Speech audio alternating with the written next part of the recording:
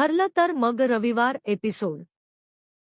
रात्री सायली आणि अर्जुन नागराजने दिलेल्या हिंटचा अर्थ लावण्याचा प्रयत्न करत असतात. अर्जुन विचारतो, सायली मयसभा म्हणजे नेमकं काय? तेव्हा सायली त्याला महाभारतातला किस्सा सांगते. सायली म्हणते, मयसभा म्हणजे मायाजाळ. महाभारतात मयदानवाने पांडवांसाठी अशी सभा तयार केली होती जिथे सगळं भ्रामक होतं. पाणी आहे की जमीन हे कळत नव्हतं. लोक त्या मायाजाळात अडकत होते आणि नागराजने आपल्याला हाच इशारा दिला आहे, आपल्या घरातही असंच मायाजाळ आहे. मग दोघं जमिनीवर बसून एक सदस्याचा विचार करतात. अर्जुन विचारतो, आजी असू शकते का? सायली लगेच म्हणते, नाही आजी, जशा बाहेर आहेत तशाच आताही आहेत. मग सगळ्यांचे पर्याय संपत जातात. दुसरीकडे सचिन अस्मिताच्या दुधात जायफळ पावडर मिसळतो आणि मनात विचार करतो, बाळाला काही होणार नाही ना. पण तरीही तो साक्षीला भेटण्यासाठी रिस्क घेतो. अस्मिता येते तेव्हा तो प्रेमाने बोलून तिला झोपवतो आणि ती त्याच्या नाटकाला पुन्हा भुलते. मग सचिन बाहेर जायला निघतो पण समोर सायली अर्जुन दिसतात म्हणून परत आत जातो. दरवाजा जोरात लागतो त्यामुळे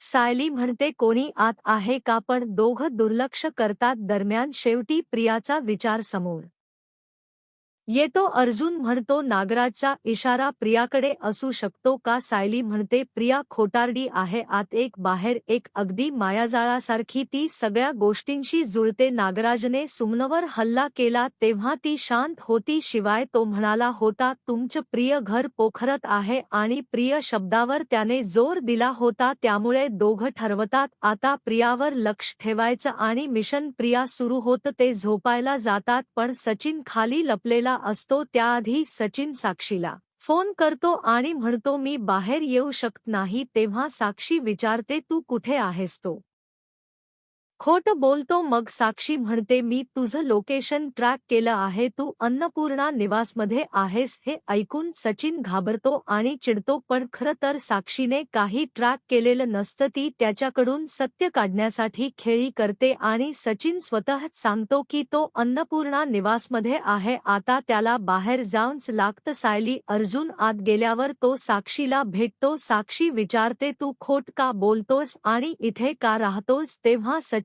म्हणतो, अश्विन सुभेदार माझा मित्र आहे त्याने माझ्या आईची ट्रीटमेंट केली होती त्यामुळे मी इथे राहतो. साक्षीला त्याचं खोट कळतं पण ती शांत राहते. दरम्यान सायलीचा फोन सापडत नाही म्हणून सायली अर्जुन खाली येतात तेव्हा त्यांना गेट उघडं दिसतं. अर्जुन म्हणतो, आपण बंद केलं होतं. मग उघडं कसं? दोघं बाहेर पाहतात तर सचिन एका मुलीसोबत बोलताना दिसतो. अर्जुन जोरात ओरडतो. साक्षी घाबरून पळते. सायली तिच्या मागे धावते पण साक्षी तिच्यावर शॉल फेकते आणि अंधारात पळून जाते. मग अर्जुन सचिनला विचारतो तेव्हा तो पुन्हा खोटं बोलतो. ती बाई नव्हती, तो माणूस होता. काही लोक मला त्रास देत आहेत म्हणून मी बाहेर भेटलो. पण अर्जुनला त्याच्यावर अजिबात विश्वास बसत नाही.